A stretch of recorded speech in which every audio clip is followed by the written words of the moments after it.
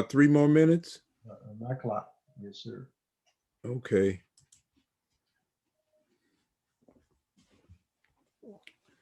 Good. How's everyone today? Good? Praise the Lord. Good. Good. Yes, sir. All praises due to Allah. Assalamu alaikum, brother minister. Walaikum salam. Good to see everyone. My clock is saying 7 o'clock now. Yeah, it's 7 now, right? Yes, sir. Okay. So I believe we started recording. So we'll have prayer. Oh, surely I have turned myself to thee, trying to be upright to him who originated the heavens and the earth, and I am not of the polytheist. Surely my prayer, my sacrifice, my life, my death is all for Allah. No associate has he this of my commanded, and I am of those who submit. O Allah, thou art the king. There is no God but thee. Thou art my Lord, and I am thy servant.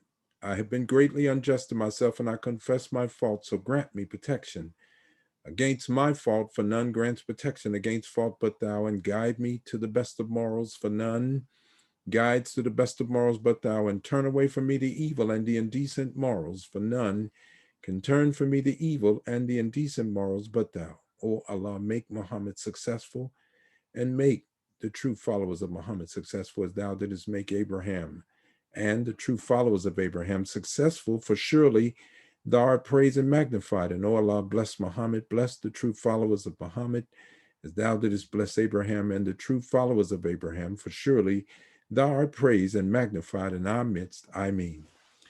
In the name of Allah, who came to us in the person of Master Fard Muhammad, to whom praise is due forever, and in the name of his exalted Christ, the most honorable Elijah Muhammad, and their Messiah to us today, and the Honorable Minister Louis Farrakhan.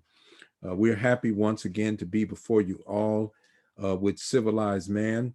And it's just a way of sort of broaching the deep subjects of divine revelation that has come to us. And even as I asked the minister one day at the hotel in Philadelphia, I asked him, when did Fard Muhammad become a master? And then I asked him, the apostle, if the Honorable Elijah Muhammad said that everything that he's teaching us, he learned from a man that taught him, why is it the life-giving teachings of the Honorable Elijah Muhammad rather than the life-giving teachings of Master Fard Muhammad? And he said to me, because Master Fard Muhammad was a scientist and he spoke in formula, but Elijah's love for his teacher and his excellency as a student, he went into the formula and pulled out for us a body of knowledge. And so the teaching is credited to Elijah Muhammad for going into formula and putting the formula in a form that we can be made to understand. And so in some ways, that's what we're sharing with you tonight from all of the brothers who have been doing a fantastic job on Civilized Man. Each and every episode, there's something to drink from. I have been learning these slide presentations and things like that, family. But today I want to do something a little different, because as I was going over the notes over the weeks, God, we've been dropping a lot of heavy stuff.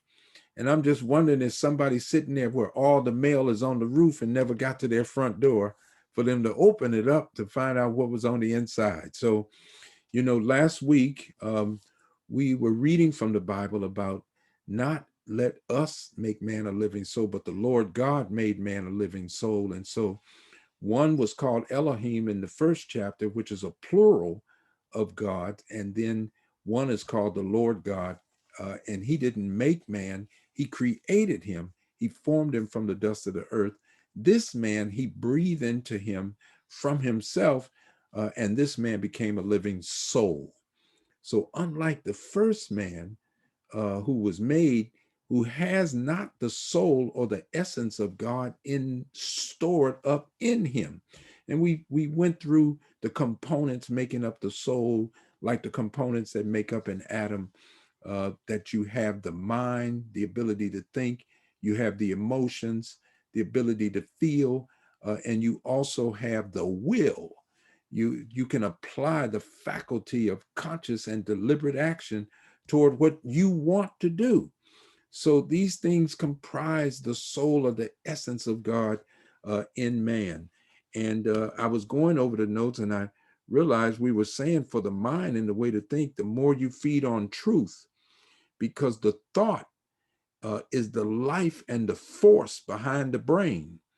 And so if thought is the most highly organized knowledge in this universe, when that organized thought is married to truth, and truth is the highest form of reality, well, man, when that's in the mind, you about to have a mental explosion going on.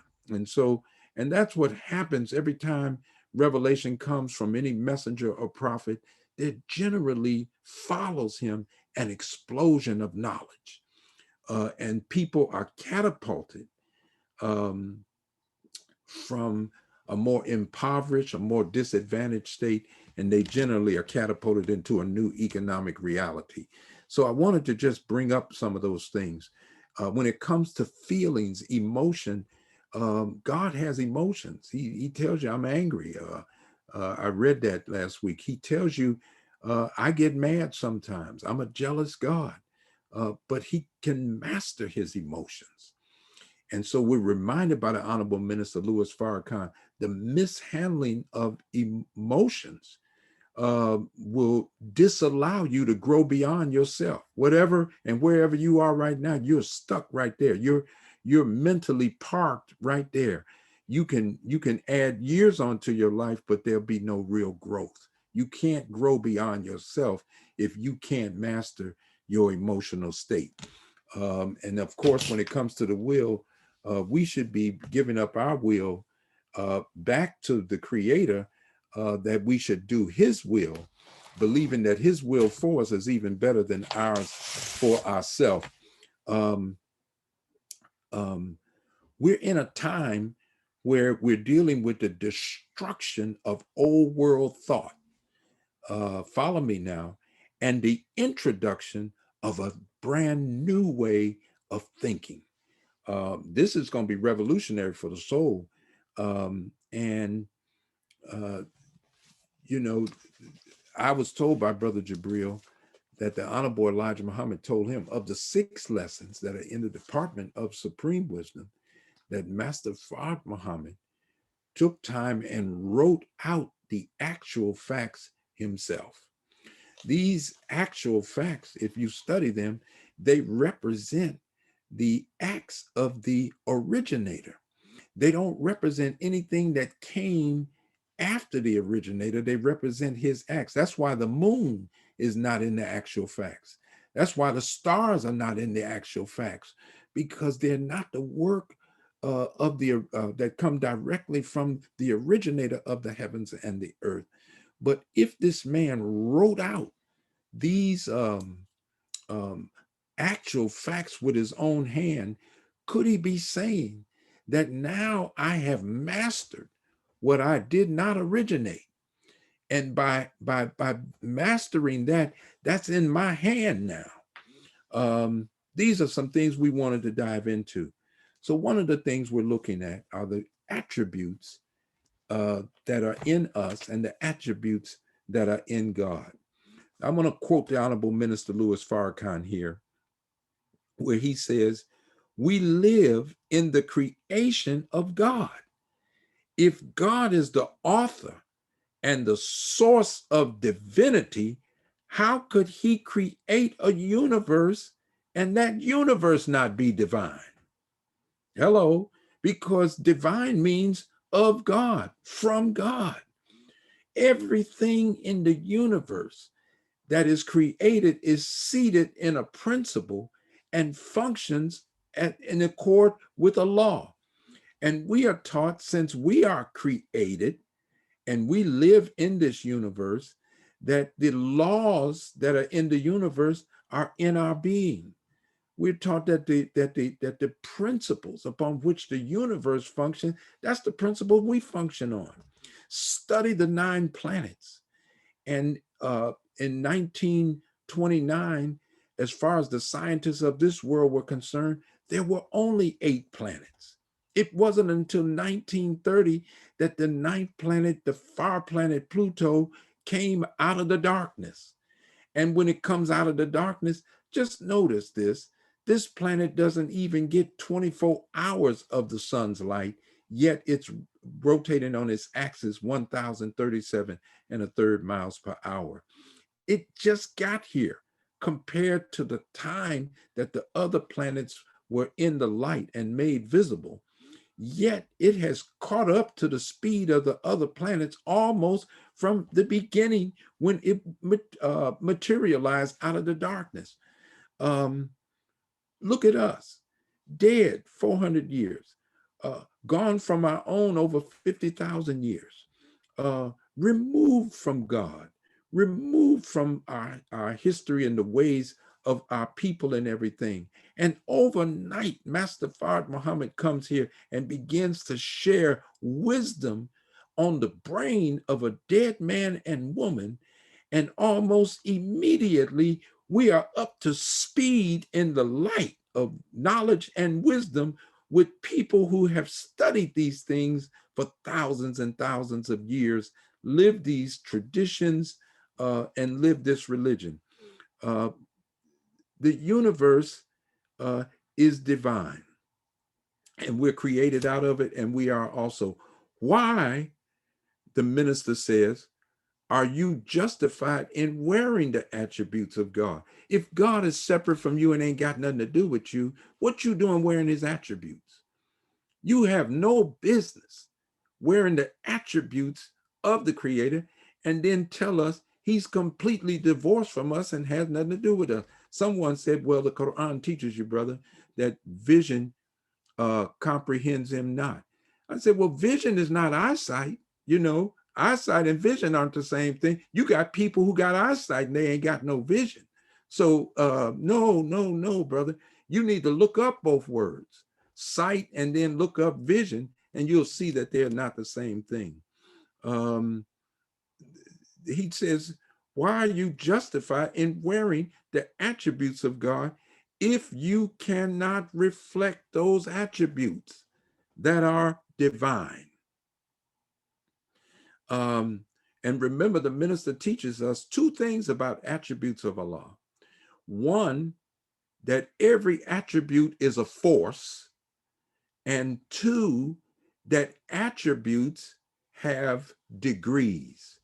So you could be exercising, I could be exercising, or you and I could be manifesting a degree of an attribute, but that degree of an attribute, of course, is good, but it ain't 100, as they say on the street. You know, we believe that a man has come to us who has manifested all 99 of these attributes to the most excellent degree in his own person.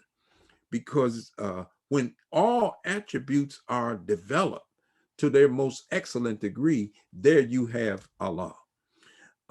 We want to acquaint you today, the minister says, with your divinity, and then call on you to be yourself. Now, those were words that Master Fard Muhammad gave to the Most Honorable Elijah Muhammad. You know, accept your own and then be yourself. And that self has everything to do with your and my divinity. If I could digress just a minute, you know, the minister taught us years ago that the Honorable Elijah Muhammad taught him the proper use of language. And he said when most people listen to the Honorable Elijah Muhammad, they would say, well, you know, he doesn't know the language well or anything. Man, he mastered the language. He said the Honorable Elijah Muhammad taught him that you are not using the language properly, except you have subject-verb agreement. He said if the subject is in the present, then the verb can't be in the past. You can't walk around here talking about you a free black man and justified, but then your actions are like a slave. We're running around here talking about we're free now in America and we can do what we want to do. But every time you look around, we're picketing and we're asking the white man to do for us what we could do for ourselves. That's not subject verb agreement. We don't speak the language well. My uncle cannot talk his own language because when he knew his language, he had subject verb agreement. He says here, now the fourth surah of the Quran, I'm just going to abbreviate it. It says that Allah created man from a single essence and his mate from the same kind. The minister goes on to say, well, what is the essence of something? Because the man is created from essence, the woman is created from essence, so essence is what they come from. And if it's what they come from, then it's with them when they come. Look at this. The minister says, well, what is the essence of something? According to the dictionary, the essence of a thing is the intrinsic nature or the indispensable quality of that thing. When something is intrinsic, it's indispensable. You can't get rid of it. Whatever God has done, you can't get rid of it. You can hide it. As the lesson said, you can conceal the true God, but you can't get rid of him. And if something ever comes to quicken the spirit of that man and wake him up from what is already inside of him, we're around here waiting for God to come down. God is waiting for us to stand up. You know, we have to begin to know what we're carrying with us. And the great lengths that the rulers of the darkness of this world have gone through to keep us down from that. So we're talking essence, we're dealing with the characteristics, we're dealing with the essence of God, and all of that, believe it, family, is in man. We have so much going for us at this time. And I'm going to be stopping here to break because, you know, everything starts at home. It just don't make no sense going out telling somebody else what they need to do with their house, and your own house is not in order. And you'll find that that's biblical. You'll find that that's Quranic. There's no escaping it. To go out in the world and make friends only to come home to enemies is bad math. So we're going to bring on our dear brother, esteemed student minister. They're laboring in New Jersey, in the city of Camden, New Jersey, student minister Omar Kareem. Please welcome him.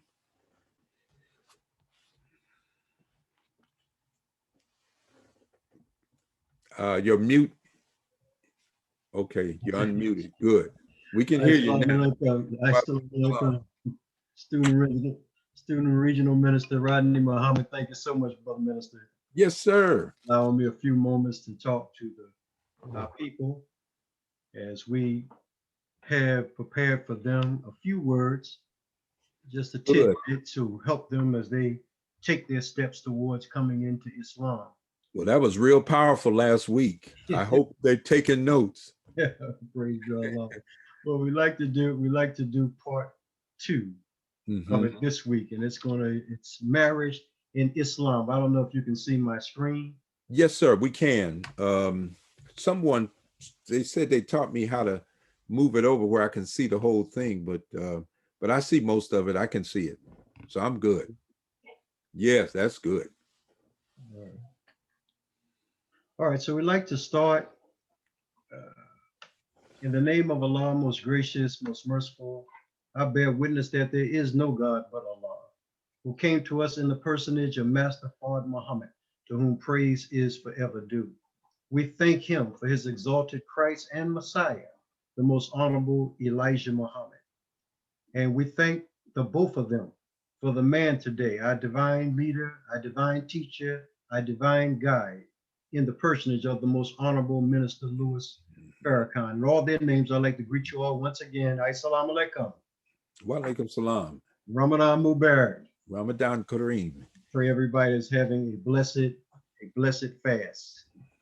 So, brothers and sisters, we'd like to continue from where we were at last week. I want to take a few moments of your time to talk about marriage in Islam. So we have subtitled this one, Building a Family. These are words from the Honorable Minister Louis Farrakhan in a talk that he did at Mosque Mariam in 2006, giving us divine guidance and insight into those things that we need to see if we want to get our lives in order. So follow me as we go through this divine guidance of the Honorable Minister Louis Farrakhan and his words. Listen to what he says here. It says, there is no success in building a nation without building a family. Family is first, it takes priority.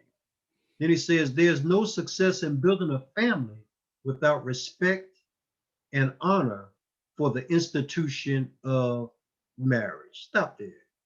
This world raised us up out of a slave background. Yeah. And we have been sauteed in a slave mentality. So our perception and our concept of marriage have been warped and distorted by the world in which we have lived in. And therefore, it has created nothing for us but problems. But we have to learn how to respect and honor the institution of marriage. Don't think out of the European, the white man's mindset. You are now being guided by the man of God. Think in a godly way about how to get everything in order. Listen to the minister as he goes on to say, however, we are beset with divorce and the problem of infidelity. My goodness. As a result of divorce and infidelity, hatred is building between mothers and fathers, which is causing children to suffer. So the minister is letting us know we have problems. Divorce is a problem. Infidelity is a problem. Spike Lee put out a movie, Do the Right Thing. This is what we have to do. If we're going to overcome infidelity and overcome divorce, we got to do the right thing. We got to think even in the perception of getting married, because we live in a world that has made us so afraid of commitment, so afraid to obligate ourselves, that many times we're trying to go around side streets and byways rather than getting on the highway of responsibility. And as a result of that, we're ending up with problems in our relationship. Divorce is besetting in our relationship, as Minister Farrakhan says, infidelity. We must put these things out of our life because it's building, as the minister said, hatred between the mothers and the fathers. And if the father and the mother is in disarray, then where will the children be? They'll be suffering the pain of seeing too that they respect that God has given them authority, the parents' authority over the child. But the child is seeing chaos and confusion among the two. So this we must overcome. We've got to do the right thing. We've got to get married. We have to overcome the impediments that stop us from being successful. The minister goes further on. He says, we can talk about many things that are important in life, but nothing is more important or sacreder than family and the cornerstone of family, which is marriage. This is at the top. We must be ready to commit. We must be ready to get in a relationship in a married form. Not that we're going to be shacking up, not that we just going to be partners up, not just this is my friend. No, if we're ready to be in a relationship, be ready to make a commitment. And marriage stands at the root of that. In this case, in marriage, success is our goal. Successful marriages is what we want to bring about. And this is where the guidance of the Honorable Minister Louis Farrakhan is giving us a pathway, a methodology, a technique, an approach that will allow us to have a successful marriage. As you see, we have those pictures there of the minister and his family being a model and an example of what we want to become. Wow. So listen to what the minister says. He says, I want to see successful marriage in the nation of Islam. Why? Because we are the model for society. So the nation of Islam, we've got to take the first step forward so that everybody can replicate what the guidance that we're getting from the Honorable Minister Louis Farrakhan. We want to see successful marriage in the nation of Islam among Black people. He says further, marriage in Islam starts with recognition that we are not complete without a woman or without a man if you are a woman. So there must be for us, we have to understand that we need each other. Husband and wife, male and female, is a team. You know, we're not two roads going in opposite directions. We're not two ships that's just passing in the night. It should be a partnership, a buddyship, camaraderie in the male and the female. That's a necessity. But listen to what goes on though, as in this society that we're in. But the critical part of male and female relationships is setting up a social context where men and women can meet each other under proper circumstances that do not degenerate into vile speech or actions. In other words, we got to create the right environment. We're coming together, but the environment that we come together in, we must make that environment right. We must make that environment proper, because if we make the environment proper, the right and proper, then what grows out of the environment will be right and proper. So it says, he talks about in our religious institutions, he's saying mosque, but it represents our religious institutions. He says every mosque should set up a proper social circumstance for single brothers and single sisters to meet each other. The proper setting is not at clubs, listen to this, or places where women are disrobed and men try to pick up a woman for a one-night stand. Stop. This has to come to an end. We must look more dignified at each other. The minister talks about the problems of divorce and all of these impediments that he said in the earlier words that he spoke. We've got to overcome these impediments, these blockages that make us unfaithful to each other.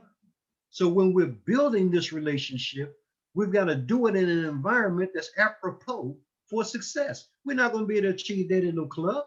You can't get that sitting around on a bar stool somewhere, disrobing and trying to attract somebody, not on the intelligence of our mind, but on the physique of which we possess. And no relationship is going to make it on bodily appearance. No, it's what's in the mind that is going to make a relationship success or a relationship fail. So we have to start off meeting each other with the proper attitude and with the proper spirit, but also in the proper environment.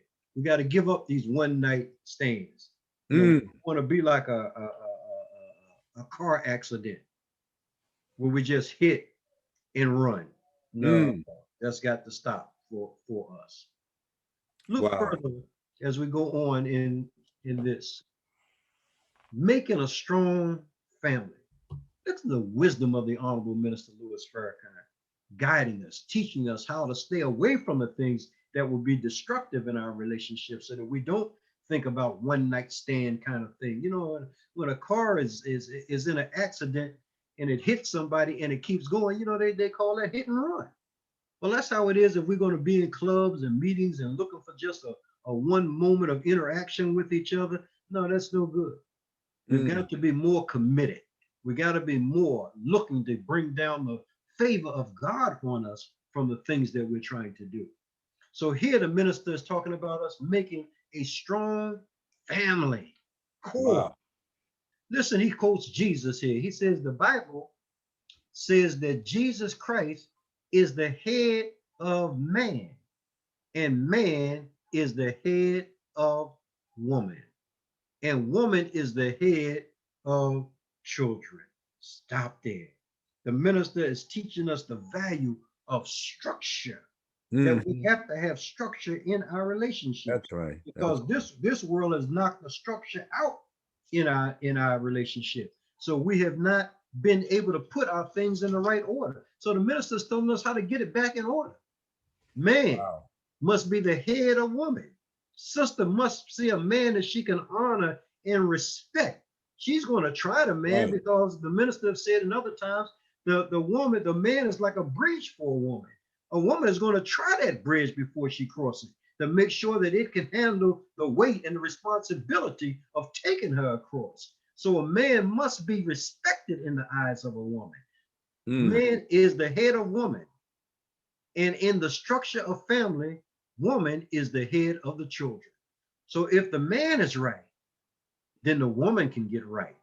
And if Mm. the woman is get right, then we can build gods in our children by getting it Mm. in the right order. But listen, as the minister shows us here, but Satan has destroyed that order. Mm, mm, Mhm. mm, mm, mm. As man in the nation, as men in the nation, we have lost the moral authority in our houses because of adultery. Mm. We have to put the blame where the blame belongs. We have violated our contract of marriage and our oaths. We have violated our wives and our families. How can we make a strong family again? Mm. We've got to step above immorality. If That's we right. want to be leaders in our family, we have to step up and have a moral excellence in our relationship. We can't go back to a life, a misguided life, where we had no morals, no standards, no criteria of dignity. No, brothers, if we're going to rule in our homes, we got to rule in righteousness. We've got to have fidelity, commitment, sincerity. Our women have to be able to trust us and know that we are those who are guarding the dignity and the morality inside of our home. We cannot let low morals take away our That's authority in right. our home. That's We've right. got to live up to a righteous and a proper standard that will make our women want to respect us, make our children want to respect us. And if we do that, we can make our families strong again. Beautiful. So Beautiful. look at this. Successful marriage. I want to see, we're going, wait a minute.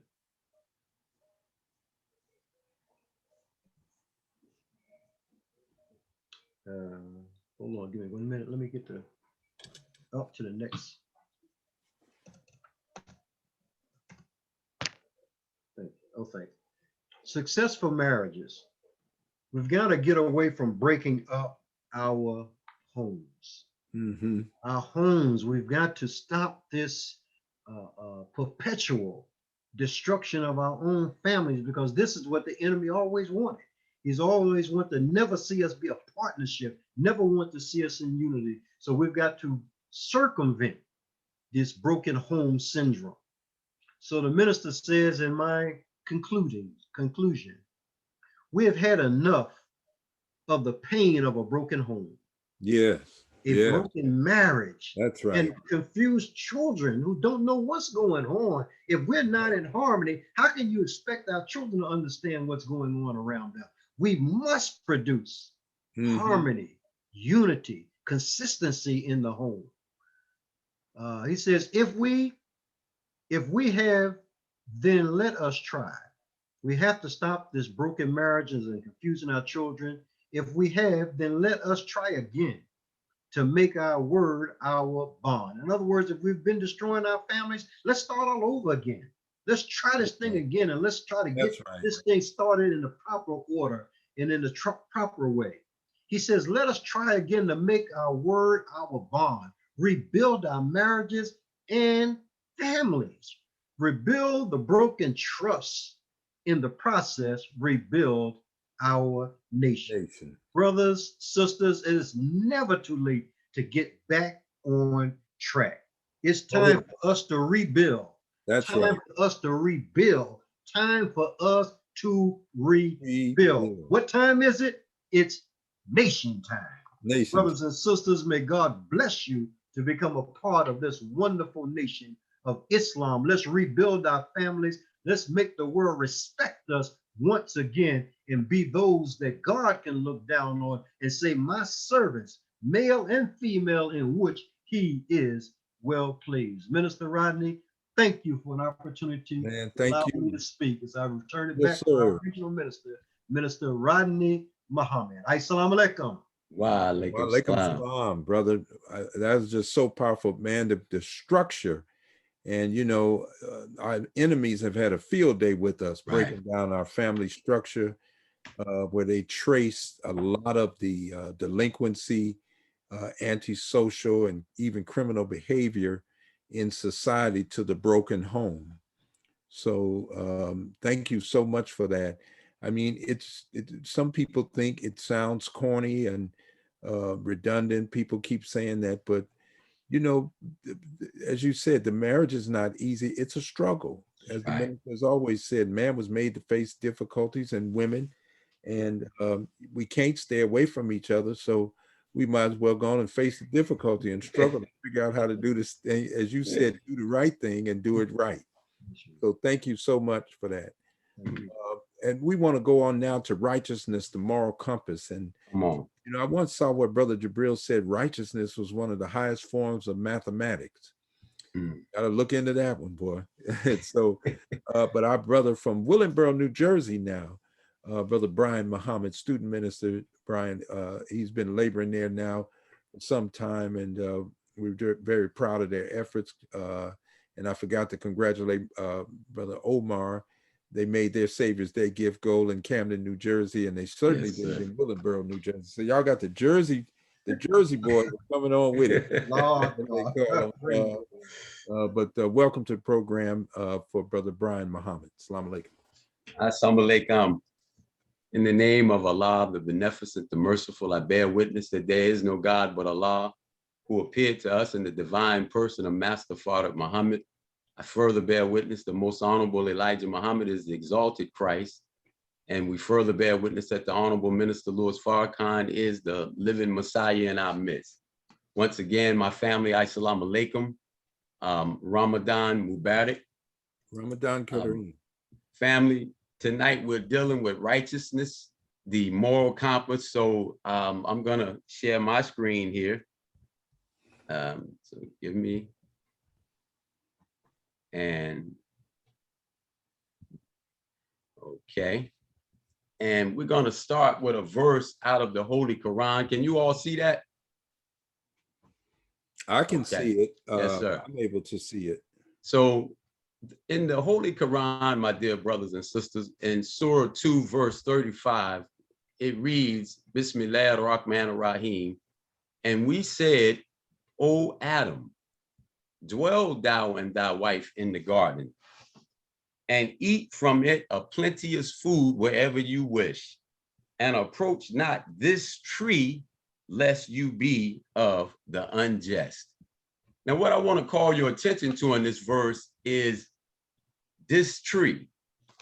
When you look in the Maulana Muhammad Ali translation of the Holy Quran, in the footnote for this verse, he says that this tree represents evil. So it is the tree of evil. What is it about evil that is so toxic to man? And what man is evil toxic to? Who are we talking about here? So approach not this tree.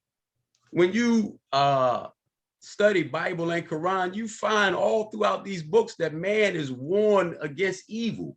But what is it about evil that is so detrimental to us? When we open up Message to the Black Man, page 108, this illuminating book, make sure if you don't have it, you should get a copy of this book.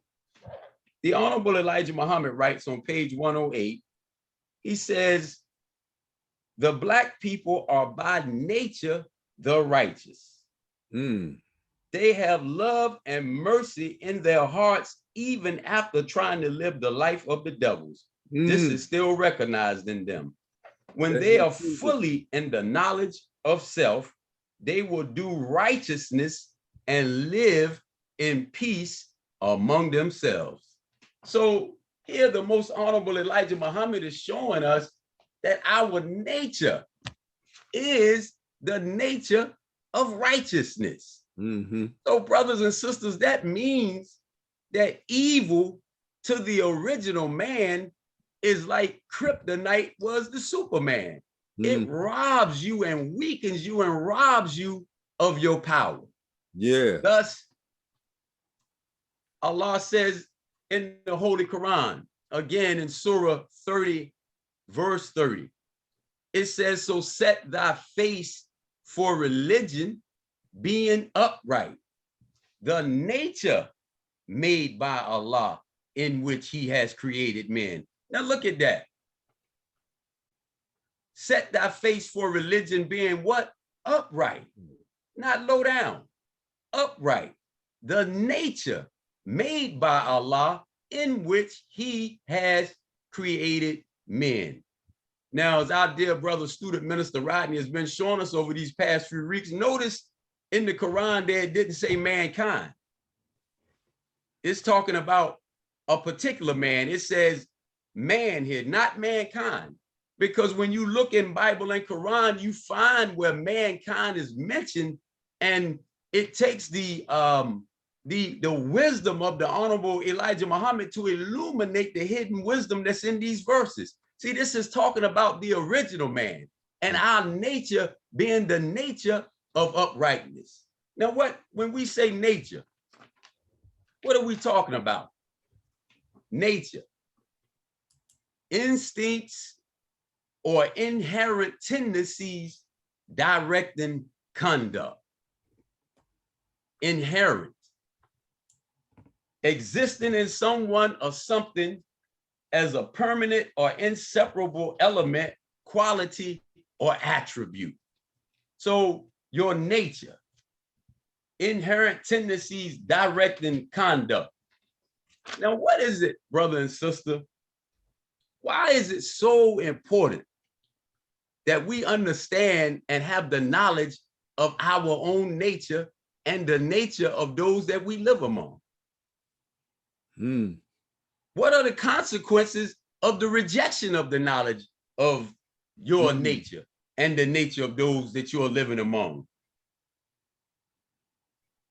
Brother and sister, if you look again in the Holy Quran, Adam in the Holy Quran is called Khalifa, one who stands in the place of God.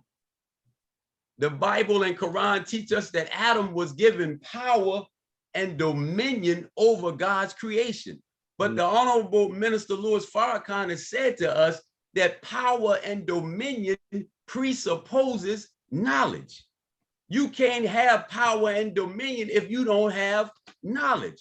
So what knowledge was it that Adam was given that allowed Adam to be the master of creation? The Holy Quran again tells us that Allah taught Adam the names and then called the angels before Adam and told Adam to reveal to them their names. Yes. When you look in the Quran, what does names mean? Listen to this. It says the names means he taught him the attributes of things. That's right. That's right. And the descriptions and their characteristics. Yes. For the attributes of things are indicative of their nature. Yes, go ahead. Adam was given a knowledge of the nature of things, of the nature of God's creation. And that's what made Adam a master. What knowledge do we have? What knowledge is it that we lack? The Honorable Elijah Muhammad said we lack the knowledge of God, the knowledge of self, and the knowledge of other than self. And when you get a good dictionary and look up the word self, it means nature. It takes you right back to nature. So brother and sister, the most honorable Elijah Muhammad and our Savior has arrived on page 35. He said of us, he said, you are here today you are here today to learn in what direction you should turn to seek God. He said, look at yourself. Look at yourself. You are walking around looking for a God to bow down to. He says, but you are the God. What are you talking about, Elijah? When you go to the Holy Quran in the 15th chapter, it says that Allah created man of black mud fashioned into shape. Then it says he breathed into the man and of his spirit. So the man, Adam, the physical man is black mud fashioned into shape, but the essence, as Minister Rodney was going into, the essence of the man contains God's spirit. So brother and sister, we are God. The Honorable Elijah Muhammad said, every time I look at a black man, I'm looking at God. Well, what does that mean? If you and I are God, God can't lie. God can't steal. God can't cheat. God can't be unrighteous and be at peace. When you live like that, when you try to live that kind of life, you put power or pressure on your mind, because we are now operating outside of our nature. Your nature, understanding your nature, brother and sister, is where the real power is. Go ahead. So look, as we get ready to wrap this up, the Most Honorable Elijah Muhammad, or the Most Honorable Minister Louis Farrakhan, in this book called The Restrictive Law of Islam, page 148, listen to this. He says, each creature is limited by its nature. And by its nature, it creates its habitat. When it moves out of its natural environment, then it gets into difficulty. You are the righteous, but we have been made other than ourselves, and we have been made failures imitating our open enemy. Wow. So Allah invites us back to ourselves, and he imposes restrictions on the type of behavior that will make us unsuccessful. See, brother and sister, as we wrap this up, understanding your nature is where the real power is. And we are by nature the righteous, so we cannot live the life of our enemy. We can't out-devil the devil. Yeah. We can't live his life and expect to have any success. Yeah. So as we close this out, our last verse from the Holy Quran, look at this. It says, thus we relate to thee of the news of what has gone before. And indeed, we have given thee a reminder from ourselves. Whoever turns away from it, he will have a burden on the day of resurrection, abiding therein. And listen to this. And evil will be their burden on the day of resurrection. My goodness. Evil will be their burden on the day of resurrection. Now that's something. Are we burdened today, brothers and sisters, living in this world of our enemy? Evil will be the burden. See, evil is a burden to the original man. Yeah. And the word burden, when you use the word burden, it means a heavy load that is difficult to carry. See, we are burdened today in the mind. Right. We're burdened spiritually. Teach. We are, we are a spiritually obese people. What do you mean spiritual obesity, brother? When you are physically obese, you have too much weight on the body, it taxes the heart. But when you are spiritually obese, the weight of sin weighs down the mind. Yes. And so it leads to spiritual death, mental death, moral death. And if the situation is not corrected, it ultimately would lead to an untimely physical death. So brothers and sisters, we have to come out of this life of our enemy, come back to our original self, come back to a righteous way of life, because really you cannot have any peace if you are the original people living other than a righteous way of life.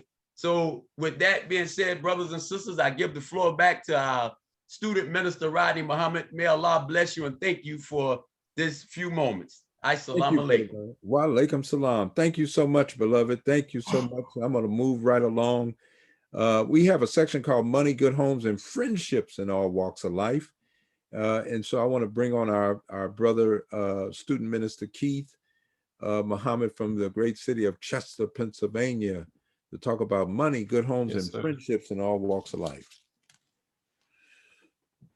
All praise is due to Allah. In the name of Allah, who came to us in the divine person of Master Fard Muhammad, in the name of his exalted servant, the most honorable Elijah Muhammad, and in the name of their apostle and servant in our midst today, the honorable Minister Louis Farrakhan, I greet you all once again, dear brothers and sisters, in the greeting words of peace of Assalamu alaikum. Wa alaikum salam. Ramadan Mubarak.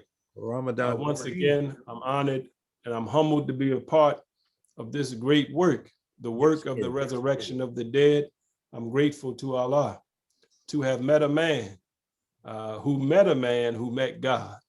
And I am here, you are here, and we are here on this Zoom call as a result of that divine meeting. That's right. And the production of a man that is in our midst today, who is the standard bearer and Messiah among us, guiding us correctly up out of the hell that this world is and the condition that we have been placed in as a people. So, dear brothers and sisters, our topic, as it's been stated, is money, good homes, and friendship in all walks of life. We want to go to our brief slide presentation. All right, can we all see that? Yes, sir. Money, good homes, and friendship in all walks of life. And our subtitle for tonight is that man can have nothing but what he strives for. Uh-oh. You and I have been so conditioned into mystery God worship. That's why you hear every week someone imploring us, if we have not already done so, to get the book Message to the Black Man.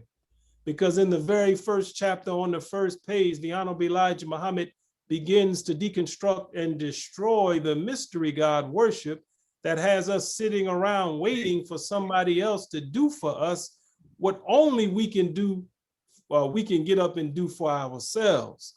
Yes. But when we have been entrenched in the mindset of this world, that's right, then we will sit and wait, and we'll pray, and we'll wish and hope, and we'll even get mad at other people because we don't get what we desire out of life. Right. But we're waiting to die to get ours in the sweet by and by. But the Honorable Elijah Muhammad and his great teacher, God in person, the most, Master Fard Muhammad, gave us a lesson, a set of lessons, and it tells us that we must sit ourselves in heaven at once. We must do the work. We can only have what we strive for, so teaches the Holy Quran. I want to begin going to a set of articles from the Pittsburgh Courier. Yes. Just to reinforce in our mind. We want to bust up the idea and thought that we got to wait to go somewhere else. And certainly we want to get rid of the mindset that we have to die to get heaven. The Honorable Elijah Muhammad, in a section called Islam Dignifies, you can find the same section in Message to the Black Man, but there are a few words here that are not in Message to the Black Man. He raises the question, why do I stress for my people Islam? And then he runs down a list of reasons why Islam is the way for you and I as a people. But then at the last point, point number 7, he says, Islam makes hell and heaven not two places, but two conditions of life, which is very easy to understand. We understand it. We talk it all the time. It jumped up to 84, 85 degrees today. If it stays hot like this and you don't have air conditioner, we say, man, it's hot as hell. And we can't get no relief from it. Just a few weeks ago, last week, it was in the 30s and it was cold. And if your heater was broke, you was cold as hell. And if we don't have no money, we broke as hell. Is that right? So we already know what hell is all too well. But what we don't hear is the heaven that is also present for us, because we have not experienced it, because the white man has made the earth a heaven for himself. So the minister coined and recorded the song many years ago, A White Man's Heaven. is a black man's hell. So we have known hell because we've been living in the white man's heaven, but God has interrupted his heaven. God has set his hand against his world, and his world was doomed from its beginning, and 1914 was its expiration. And since 1914, he has been at war with himself, and he has been at war with God. But he's in a war that he cannot win. And we who are choosing Islam today, we are choosing the right side. We are choosing the victorious side. And we have the opportunity by accepting the divine guidance of the Honorable Minister Louis Farrakhan to sit ourselves in heaven at once. So the Honorable Elijah Muhammad said it's easy to understand when you look at it with a thoughtful, practical mind. For there could be, he says, for there could never be either, that's heaven or hell, unless it was brought about by our own efforts or making. So there can't be a heaven or hell unless somebody makes heaven or hell, is what he's saying. And you and I would produce the hell, and we know that because we are living in it, and that hell was aided in production by the destruction of our minds. And because the enemy robbed us of a knowledge of self, robbed and spoiled us, and we don't even have the desire to think and do for ourselves, then we will stay in hell until that condition and thought process changes in us. He goes on to say the earth is our home, and we can make it a hell or a heaven for us. Now he breaks it down real simple here. If we follow and obey Allah and his prophets, we make a heaven. If we follow and obey the devil and his prophets, we make a hell. The devil got prophets too. You and I read in the Holy Quran and Bible of the life of the prophets, but as I was saying yesterday on our radio program, every time we read scriptures, we go backwards in our thought process, and we go into a history type mindset rather than bringing it to present reality and understanding that these types in scripture were only prefiguring individuals living in this last day and time. But as long as we go way, way back in reading the scriptures and the prophets, we can't draw from their example and we can't follow them. I said it last night and I've said it often, you can't follow a dead person. They want us to follow dead men. We can draw from their life. We can gain the principles and try to live it, but to actually follow a person, that person has to be present. And we have a man today that the Honorable Elijah Muhammad told us that we should follow and obey his guidance and instructions in order to see what we all want to see, which is the hereafter. So brothers and sisters, the formula is obey God, follow his commandments and his prophets' examples, and we can make a heaven. Do the opposite, follow the devil, and we make a hell. So the requisite knowledge, I think Brother Brian just mentioned it, we have to know God. We have to know who the devil is. That's right. And we have to understand the time and what must be done. In the Holy Quran in Surah 53, verse 39 through 42, it reads as such, and that man can have nothing but what he strives for. That's right. And that his striving will soon be seen. Then he will be rewarded with the fullest reward, and to thy Lord is the goal. The first verse there says, and man can have nothing but what he strives for. So you and I have to be intentional. We have to be aimed and focused, as Brother Victor will close out our program tonight, talking about goals and having the kind of intentional mindset in order to bring about what we desire. And right after that first verse, it says, and his striving will soon be seen. Yes.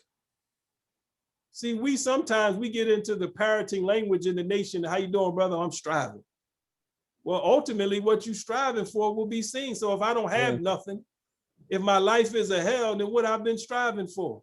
I must be following the devil and his prophets rather than God and his prophets. So you and I must be intentional. We must understand that we have to strive. The word strive means to exert oneself vigorously, to try hard, to make the strenuous effort toward any goal. to contend in opposition, battle, or any conflict, to compete, to struggle vigorously as in opposition or resistance. Holy Quran says in another place that Allah would not allow us to see the hereafter until he knew who among us were the steadfast, and that we would be striving for the goal. So you and I must exert ourselves vigorously. We got to try hard, brothers and sisters. Yes. Too many of us give up after a little difficulty. Study Guide 3 says, whenever we have a desire or a worthy goal, it brings us face to face with difficulty. That's right. And if the goal is worthy, the difficulty factor attached to it will be great. That's right. And the minister said, anytime we turn away from the difficulty, then we have an eroding of our character. Right. We were made to face difficulty. We were not made to run from it.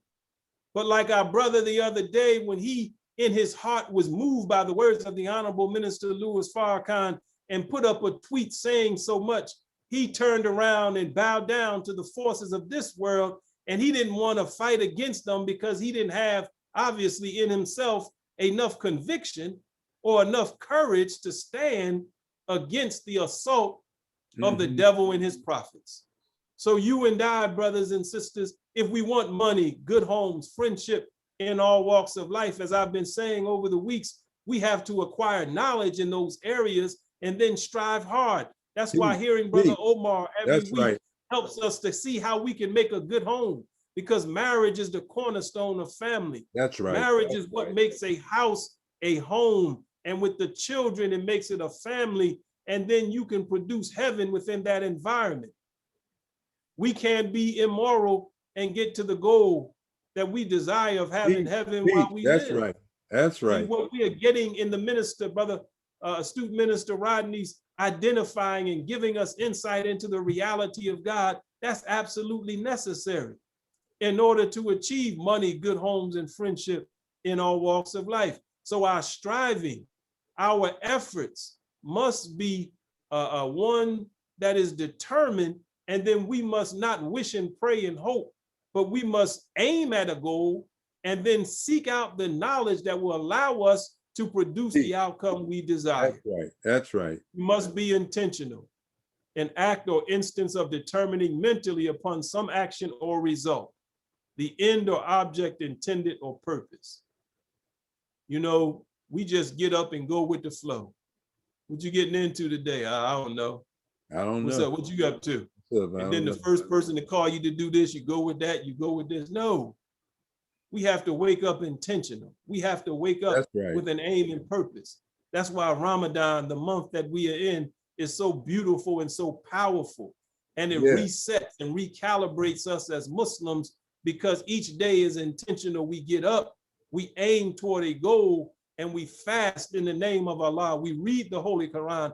We abstain from arguing in the things that can take us off our posts, as we like to say, and we get through the days. And by the time we are like we are now, the 15th and 16th day coming, you and I should be emboldened. We should be strengthened.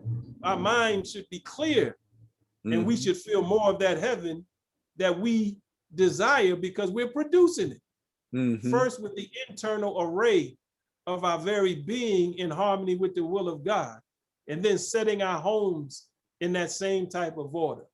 But brothers and sisters, we're not going to have it by happenstance or chance. We have to be intentional. Surely man can get only what he strives for. So in the last two things I want to pull from the Holy Quran, reinforcing those and whoso desires, the hereafter, and strives for it as he ought to strive, and he is a believer, those are they whose striving is amply rewarded. Wow. We desire the hereafter, not the thereafter, but the hereafter. That's right. Not somewhere after we die in the sky, but right here after the power of Satan is broken. Yes. In our mind, we can produce a heaven right now while we live. And as God breaks his power and already has broken it in the world, you'll see his kingdom come down tumbling. We have to strive for the hereafter as it ought to be striven for. Uh-huh. See, it says here, and strives for it as he ought to strive. So it's not striving for it by just doing the outwardly things that are the religious symbols, the religious practices. We do all those things, but the Holy Quran says, woe to the praying ones. Yes. Unmindful of their prayer. See, it's not that they're not doing the act, but obviously the prayer is being performed without the proper internal mindset that is aimed and focused at pleasing Allah and growing nearer to Allah. Intention. Yeah. It tells us that when we give in charity with reproach, then it nullifies our charity. When we give in charity to be seen of men, then it nullifies our charity.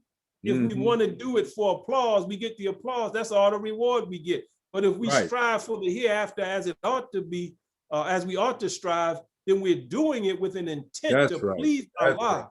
That's right. And to live our life according to the nature in which we were created, as brother said. And when we do that, you can't help but gain peace and more peace in your life.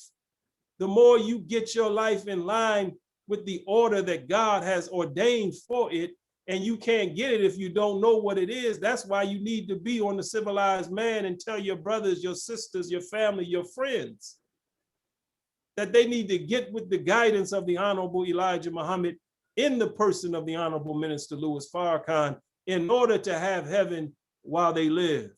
Yes. Oh man, thou must strive a hard striving to attain to thy Lord until thou meet him. In the first verse we read, it says that the goal in life is that our goal is to Allah. See, we can't have nothing but what we strive for. Our striving will soon be seen. We will be rewarded for it with fullest reward, and that thy Lord is the goal. And here it says we must strive with a hard striving. Ain't no half-stepping. My father used to always tell me when I was moving slow or doing something, I wasn't moving like I was supposed to. When I was supposed to do what he told me, he told me better stop half-stepping. And if I didn't stop half-stepping, something else was coming to help me pick up my pace. We can't half-step to heaven. We can't half-step to righteousness. We can't half-step into money, good homes, and friendship in all walks of life. And we certainly cannot half-step into meeting with our Lord. We must strive with a hard striving. And the parameters of the religion of Islam, the pillars of the faith, and the things that are established as our way of devotion, they are the vehicle to get us to the goal. But if the vehicle doesn't have the proper navigation and we're not aiming or we're not intentional toward the goal, then we'll have the vehicle, but we ain't gonna get to where we desire to be. Isn't that something? But we have to fight for Islam as we sing our fight song. Wow. And if we fight for Islam, strive hard, then we will be successful. And we want to meet him. And the first place you can meet God is in the mirror. You have to meet him in yourself. Let him take over. The book says knock, or he will knock on the door, and you have to open up and let him come in and sup with you. It don't mean he gonna have a bowl of bean soup with you, but maybe he will, like Abraham, you know, the Lord sat down to have something to eat with him. But you and I, that word sup translated means he will come in and really inhabit your very being. Yes. So the goal is to be one with God. And if we strive for that, all the things will be added unto you, because what we have in our way of devotion is not some striving on a spiritual level with no practical reality attached to it. If we hear and obey and seek the understanding given by the Honorable Minister Louis Farrakhan, we'll be able to secure for ourselves money, good homes, and friendship in all walks of life. But remember that man can have nothing but what he strives for. Let us strive with a hard striving to attain to our Lord, aim at the goal, gain the knowledge to acquire the goal, and watch you achieve the goal by the grace and mercy of Allah. Thank you all. Assalamu alaikum. Wa alaikum salam, man. Thank you so much. Thank you so much. We're going to move now to near the last part of our program to the city of Pittsburgh, Pennsylvania. Yes, sir. Just living on purpose, you know. Our esteemed minister, student minister, Victor Muhammad. All praises due to Allah, in the most holy name of Allah, the beneficent, the merciful, who appeared in the person of Master Farad Muhammad and raised for us the Mahdi, the most honorable Elijah Muhammad. We thank them both for leaving with us the Messiah, the Honorable Minister Louis Farrakhan. I greet everyone with the greeting words of peace in the Arabic language of Assalamu alaikum. Walaikum salam. I thank Allah for leaving Minister Farrakhan to give us our student minister, Rodney Muhammad, because in this class, we are doing our best to reflect the love of Louis Farrakhan for our people. We strive to give you the love that the Honorable Minister Louis Farrakhan gives. And so our intent is to love you beyond fault. So the Honorable Minister Louis Farrakhan teaches us that when something is old, that means it has outlived its usefulness. When something has outlived its usefulness, it is good for nothing. See, when you have a car and it might be a 1967 Cadillac, if it's old, it may be rusty. The engine doesn't start. It's just sitting in your yard, taking up space. But if it was cared for properly, that's no longer considered old. That's classic or vintage. That's right. That means because it's in mint condition. That's right. So today we're striving not to go into the same old religion that has kept us trapped for centuries. Yeah. We're not interested in an old type of Islam that leaves out the saving factors and principles that will allow someone to exercise Allah's reality in real time. So let us get to purpose. Here we have, when we're dealing with purpose, we got to deal with the definition. So the reason for which something is done or created, or for which something exists. Again, we're dealing with reasons.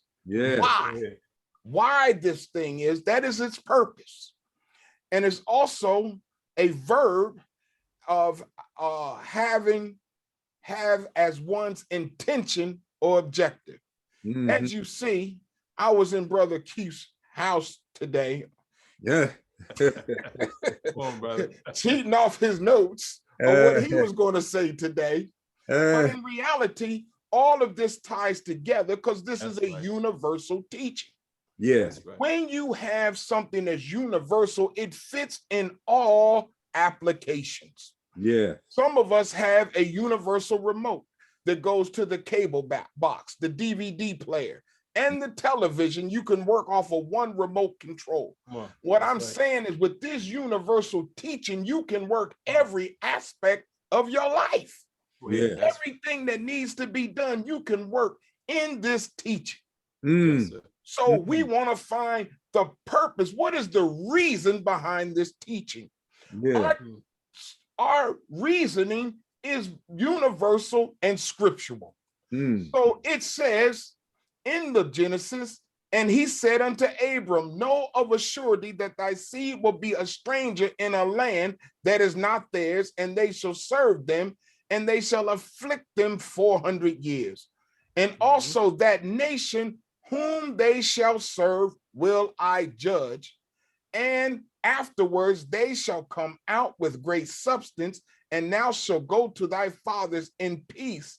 Thou shalt be buried in a good old age. Well, we have three purposes here. First, we have a judgment. Another thing we have is substance. And the last thing we have here is peace, because that, if the translators were honest, would be Islam. Because the rudimentary meaning of Islam, of submission to Allah, is to get us peace. So when we go on, we see Allah again talking with Abraham, Yes. our Lord, and make us both submissive to thee, and raise from our offspring a nation submissive to thee, and show us our ways of devotion, and turn to us mercifully. Surely thou art the oft returning to mercy, the merciful. Here, what is the purpose of this conversation between Allah and Abraham? Come The on now. purpose Come on. is someone was going to be off track. Yes. So someone would have to learn their ways of devotion, because for some Yeah. reason it was taken away. Right. It was uprooted and taken out of the original man. It was always in him to look for God, but he did not have the method or the way to devote himself properly, because he was chained to an enemy who did not accept the reality of God. So when we look at purpose again, we have the reason for which something is done or created, for which something exists. Again, have as one's intention or objective. Why are we having this civilized man? Why are we dealing? Why did God have to come? Why did God's coming was the basis after a 400-year sojourn here in the wilderness of North America? Why did he have to come? Because he goes into now our duty. Because a duty is a moral or legal obligation, a responsibility. God made himself responsible when he made the promise. Come on now. God made himself responsible when he said, I will come.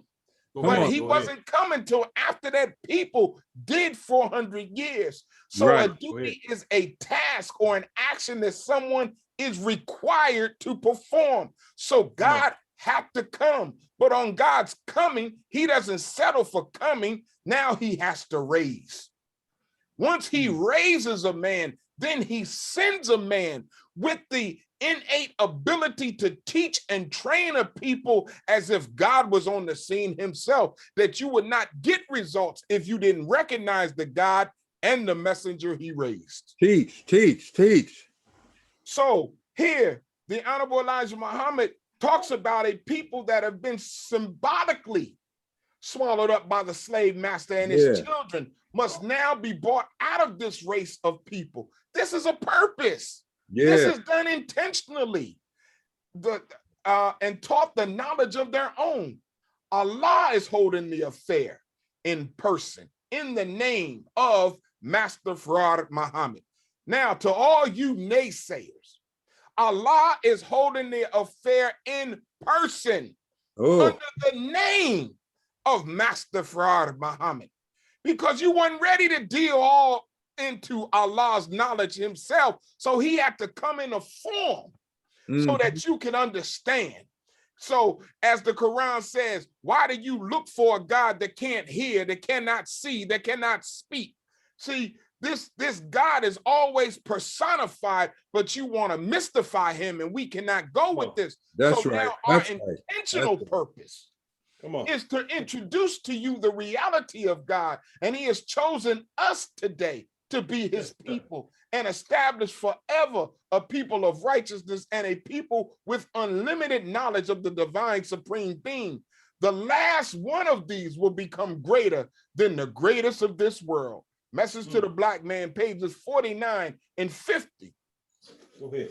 So look at what he says here now. The Orthodox Muslims will have to bow to the choice of Allah. Allah will bring about a new Islam. As for the principles of belief, they remain the same. There will be no more signs to be watched for the coming of God and the setting up of a new world of Islam. We are seeing this change now and entering into it. The devils oppose this change, and the Orthodox join them in opposing us because of their desire to carry on the old way of Islam. All right. We're not interested in the old way of Islam that only leads us to a ritual, that only leads us to a community that no longer exists. We can no longer settle, brothers and sisters, for being the descendants of Africa, when in fact, we're the ascendants of a new world.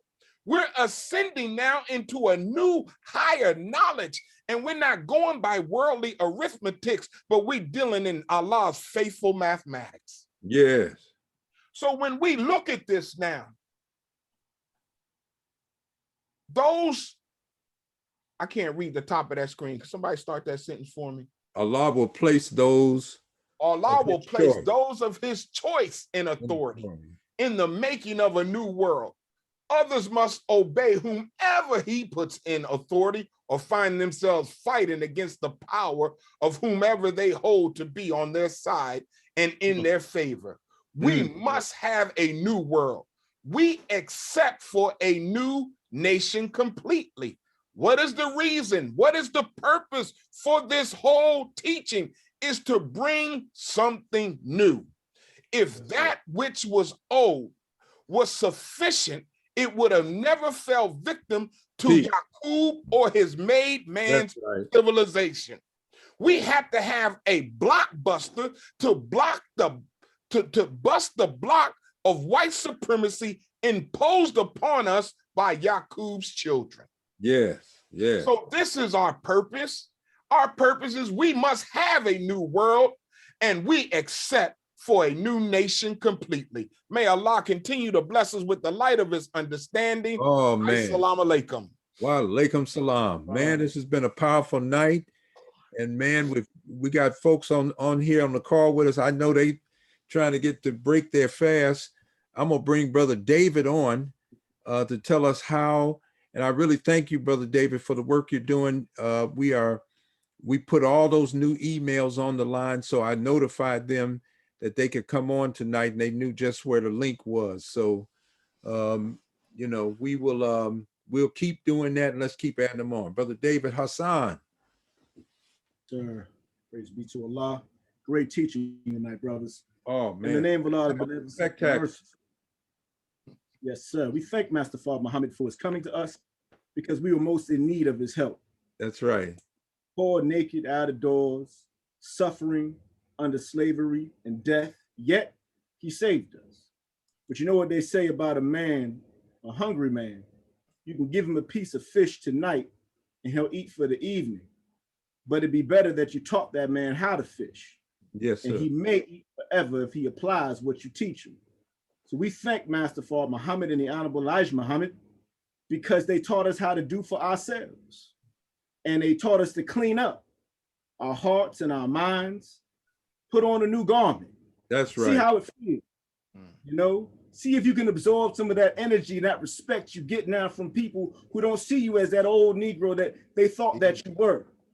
And when you begin to see yourself differently, you can begin to change your reality and your environment around you. But we thank Allah, because without his guidance, we wouldn't even be able to see ourselves in the mirror. Go ahead. All praise is due to Allah. But see, the point of this wasn't just to look at ourselves. The goal was to reconnect us with our people all over the planet Earth.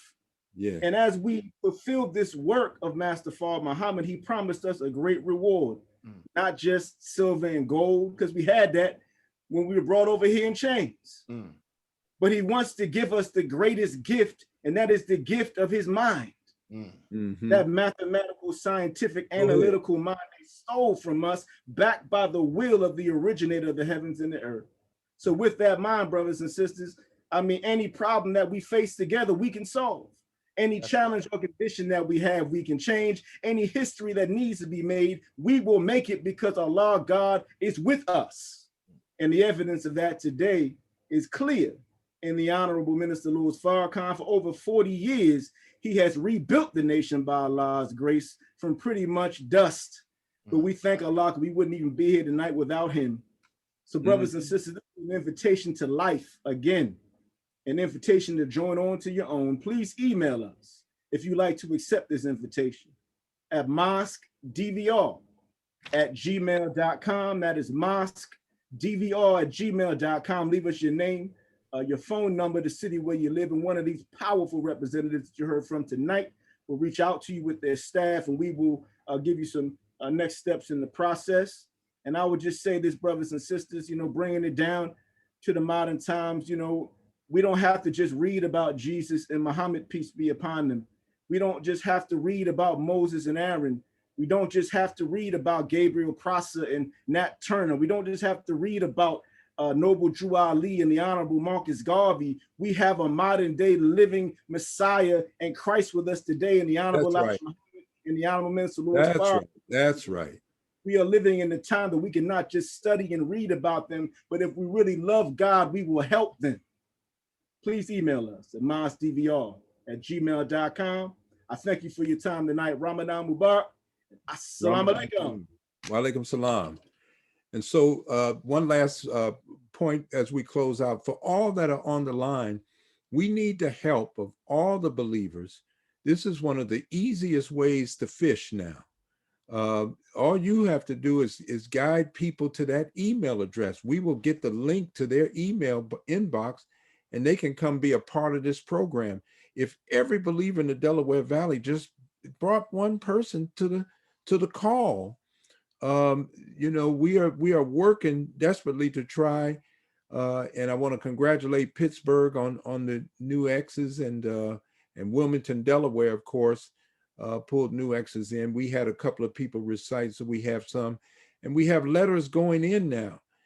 This is working with us fishing in a more sparing like way. But if everybody was intentional, as Brother Keith said, and as Brother Victor is talking about, with purpose, what is our purpose for being here? We've been raised up, and Brother David made it clear. It didn't take no work for us to get saved. I didn't do nothing for Master Farad Muhammad to come and provide me with a knowledge and a wisdom that could begin to elevate me beyond my circumstances and condition. But if I am to get a reward, that requires works. And so we're willing to put our shoulder to the wheel and squeeze our hand on the gospel plow of Islam. But we need the help of all the believers in the Delaware Valley. Bring one person next week to Civilized Man, because that's the duty of civilized people, is to teach civilization to the uncivilized, okay? So may Allah bless you in this fast. Let's keep going. We're on day 16. This is exciting. Join us next week. Assalamu alaikum.